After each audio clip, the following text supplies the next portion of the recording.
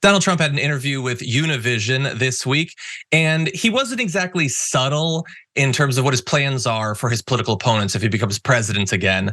We can't show you the video, unfortunately, they're litigious, but we've got some quotes for you. Trump said this: if they do this, and they've already done it, but if they want to follow through on this, yeah, it could happen in reverse. Talking about the weaponization of the FBI and going after your political opponents, it could certainly happen in reverse. So that's certainly ominous. The idea that he wants to pitch the various indictments that have come his way, the 91 felony counts, as being totally baseless. And that has opened a door through which perhaps he and his political allies will walk if he becomes president again. Notice that in that first quote, he didn't just say that he's going to do it or that they have done it to him, but that if they follow through on it.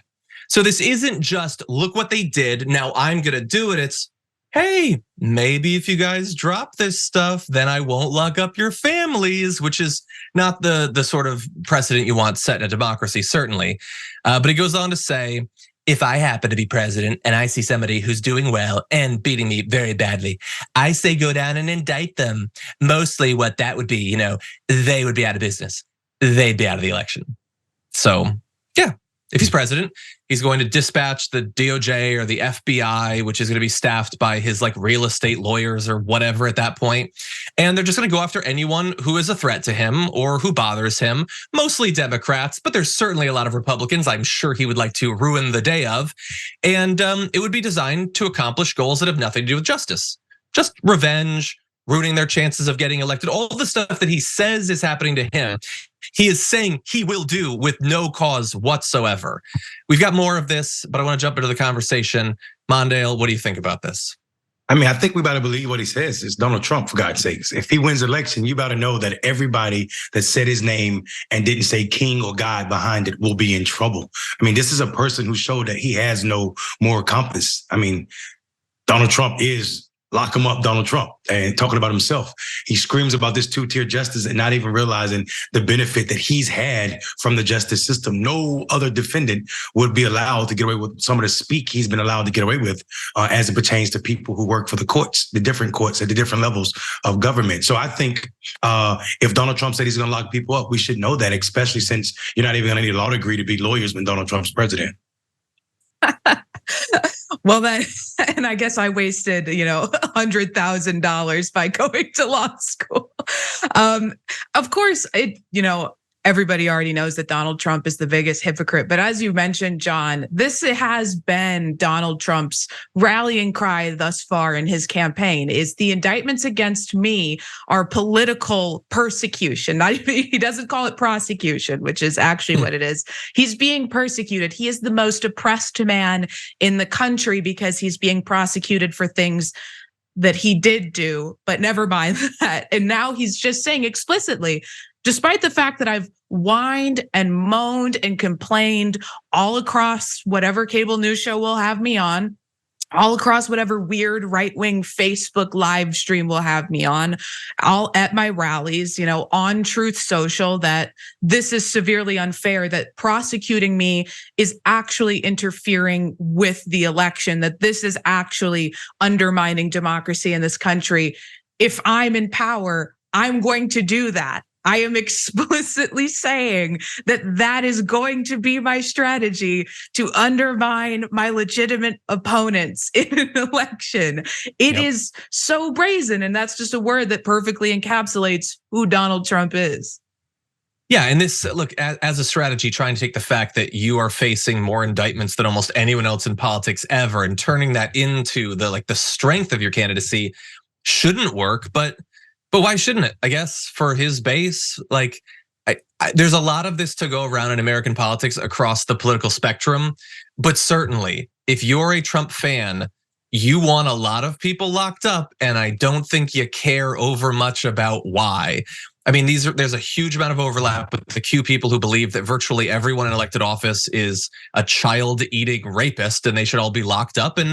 And he is the figurehead of that movement. So he doesn't need to come with good evidence of what Joe Biden or Hunter Biden has done. He simply claims that they're corrupt and people will believe it without question. And the fact that so many of the crimes that he's committed there's no debate to be had about whether they were done. He took the documents. They were there right next to the toilet.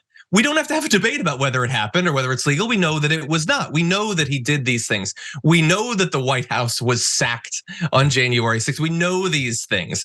Whereas they can make a vague reference to Hunter Biden getting $5 million or something, never establish that it happened, where the money is supposed to be, when it happened. And 50 million people believe it whole cloth. So we live in insane times, but I want to get the opinion of both of you. If he gets in, I think he's definitely going to try this sort of thing. Who is most at risk of investigation? Who do you think he's going to be focusing his ire on if he does actually get to make good on these plans, Rayyvana? Well, obviously, we know that Donald Trump is a huge driving force between the impeachment investigation into Joe Biden. He feels very aggrieved that he was twice impeached, and he wants Joe Biden to suffer that same sort of fate as he did, regardless of if there's any base. There's not for investigating him for impeachment. So I mean, probably Joe Biden. I feel like he feels very scorned. He's a massive loser. He lost to, I mean, possibly one of the worst candidates aside from Hillary Clinton that the Democrats have run in a long time. I mean, sleepy Joe Biden, let's face it, is accurate. We were all raising the alarm before 2020, and short of the pandemic happening, Joe Biden, I don't think, wins that election. And he lost to him. And that is embarrassing. And he feels extremely scorned. He knows that it looks bad for him. So I think that primarily that's the person he's going to go after first, regardless of the fact that Joe Biden isn't going to run again, right? If he loses this election, he's not going to be the Democratic candidate in 2028. I mean, I don't want to be morbid, but I don't even have high hopes that Joe Biden would still be alive at that point. He's extremely elderly, definitely not in a position where he could run a national campaign. Is he still in that position right now? I don't know. That's, for you all to decide. But I would put my money on Joe Biden and then also Hunter Biden because of course.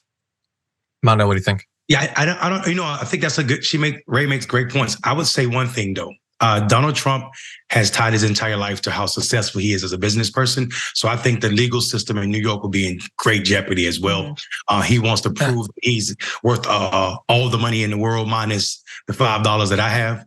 And I think he'll go to bat and try to lock those people up. Here's the irony of all of this.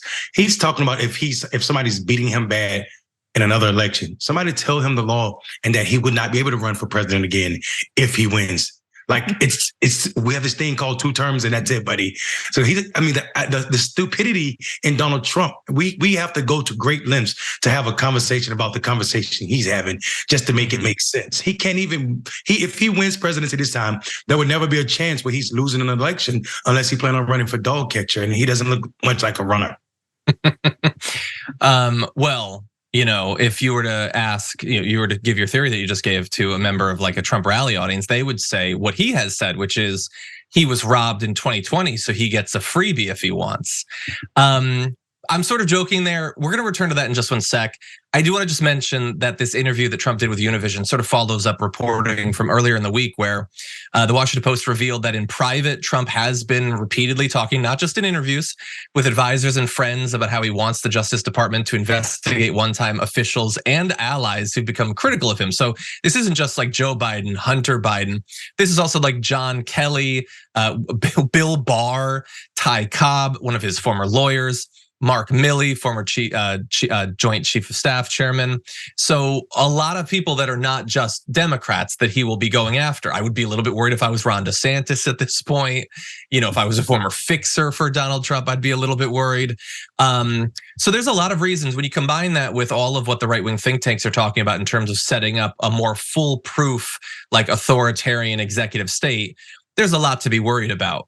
And so Mondale's totally right that technically, he wouldn't even have to worry about running for re-election again. But we're starting to hear whispers like people are remembering, oh yeah, he is like a unique threat.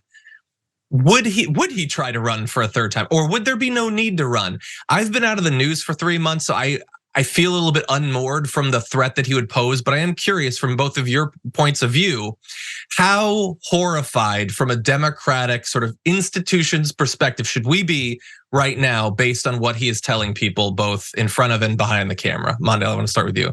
Yeah, I think, listen, Donald Trump running for a third term in his mind and to his followers, to me, sounds like Mississippi writing their secession letter. I think it's possible. They think it's possible, and they would definitely support him wholeheartedly. I mean, people are talking about they would rather die if Donald Trump loses the next election. So, I mean, there's no lengths these people are not willing to go to. Rayyvana? Yeah, so if you are not, to the audience, someone who pays a lot of attention to what far right-wing media personalities and people who have connections to Donald Trump's strategy are saying, God bless you, never clue into that. Unfortunately, it's my job to pay attention to those things. So I'm very clued in. And it is explicitly their strategy that if Donald Trump is reelected, to remove people from what are supposed to be nonpartisan positions within what they refer to as the deep state, but in the administrative state, and replace them with pro-Trump individuals who have no care for the rule of law, who do not care about the constraints of what their job title is supposed to have, that are going to use those positions of power to essentially quickly pass through all of Trump's fascistic agenda, but to stage a coup of the administrative state that would, in effect, allow Donald Trump to remain president as long as possible. If the American population essentially doesn't rise up and prevent that from happening. But I also think that we're faced with this unique threat, which is that Donald Trump isn't currently the president, and it seems like the Democratic strategy moving forward, aside from, which I think is a very intelligent strategy, to put abortion on the ballot in key swing states, but otherwise it's just going to be Donald Trump is scary. We can't let him be president again. And I don't think it's going to be as effective as a strategy when he's not currently in that position of power. And people have had 4 years to kind of forget just how heinous, how fascistic of how authoritarian of a president he was when he was in power. And I think that's something that we should be wary of moving forward. Yeah, and the outside of the law, outside of the Constitution measures that he tried to take in a variety of different ways to remain in office. And the thing that we need to bear in mind is that Donald Trump is Donald Trump. He's the guy that he was, no better, no worse probably than he was in the first 4 years. He's going to do a lot of insane stuff. But as Rayyvana was sort of beginning to talk about there, it matters who else is in government, because had a few key positions been in different hands in 2020, Trump might still be president right now. And not just in the federal government, but also, we talked to the last couple of cycles about how important it was, these chiefs of county boards of elections and secretaries of state. There is a reason Republicans have been pursuing those positions so much, trying to take over state Supreme Courts. It's because they don't have hope in their ability to win an election, fairly and freely. They have no interest in democracy generally. They want to have people in position to get done what they want to get done. And that's like the electoral side. And nobody forget, how many, election subverting pieces of legislation the Republicans have filed and won in states since 2020. All of that is just waiting in the wings to do stuff, and we don't know exactly what's going to happen. But also in terms of the DOJ and the FBI, to take it back to that, like Donald Trump and his top allies, whoever it ends up being his chief of staff, they're going to be choosing very differently than they were before. There was at least some attempt to have kind of professionals, kind of people with experience. They obviously cared about loyalty, but loyalty is the only thing that they're going to care about soon. And there are some former allies of Trump that are trying to remind us of that. John Kelly was saying that often Trump would suggest prosecuting his political enemies or having the FBI investigate them, and he would just sort of like file it in the "no, I'm not going to do that" folder, and Trump would forget because Trump is a doink. But John Kelly is not going to be there next time. Chris Christie was saying that you had, in his words, good folks like Bill Barr. Bill Barr ain't good folks, but there were lines that Bill Barr would not pass. And that's true for other people, the DOJ, other people with the military. We already saw reports like a week ago that they're like getting like revved up, excited to dispatch the military to the streets if there are civilian protests following a Trump win. So Rayyvana said, he may stick in office if we don't rise up. Yeah, that is true. But if we do rise up, it might get pretty dark up in here too, because they are filling the government with people who don't have any problem with crushing dissent, no matter how popular it is. So I don't know, I'm throwing a lot out there and it's probably bordering on the overly paranoid, but what do you guys make of it? I don't think it's overly paranoid. We watched Donald Trump when he was president tell the military they try to use a general as propaganda and also try to turn the military on protesters over the George Floyd situation. Here's what I'm nervous about. Really, really nervous about. The people who support Trump and their access to guns in this country should not be minimized. We didn't see the gun part of January 6th, but it was part of the movement. Like they had guns ready to go across the Potomac. They were staged in Virginia. We also talk about January 6th and we forget that there were bombs placed at the Republican headquarters and the Democratic headquarters. So this is not a game. This is not, I don't think this is paranoia at all. Here's what I think what happens is the only general around Trump the next time might be Flynn, and we know Flynn has no spine or morals, just like Donald Trump. And I think you're right. They're the absence of grown folk, or what Bill Barr referred to as, or Chris Christie as good people. We're going to be in trouble. People that are afraid to tell Trump no, and people that he believes loyal to him after what he's going through with all these trials, it's going to be a very few people and very deranged people. My Pillow guy is going to be running ag. I don't know. I'm nervous. Oh God. Well, maybe he can, lead the FDA. He has some experience in the D department of the FDA. But I'll just say, to the point that you were making, John, that there were,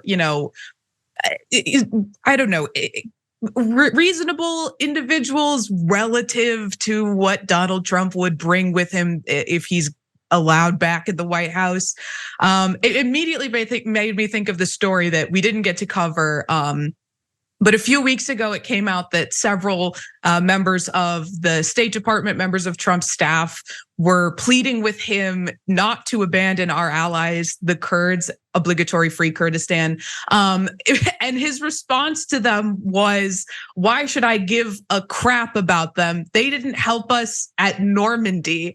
And I just need people to recognize that there were adults in that room trying to be voices of reason at that time. In a new Trump administration, it's just going to be yes, man, because Trump is, in a sea in politics of petty bitches, the pettiest bitch. He stands alone. He operates out of spite and narcissism. And anybody, moving forward, now he has, developed a bit of a paranoia about people turning on him, which will only be worsened as we see more and more people flip on him, more co-defendants, co-conspirators flip on him in his trials. That he's literally, I mean, we're joking, but it's going to be Mike Pillow leading an important administration. That's who's going to be surrounding him. That's who's going to be dictating policy in this country. And it's imperative that we prevent that from happening. Oh, those are going to be exciting times. He's not wrong about the Kurds. Where were they? Ironically, had they helped us at Normandy, he would have called them fools and losers. Why are they dying abroad? If you enjoyed this video, that's because of our members. They make us independent, they make us strong, and they make us honest. Become a member today by hitting the join button below.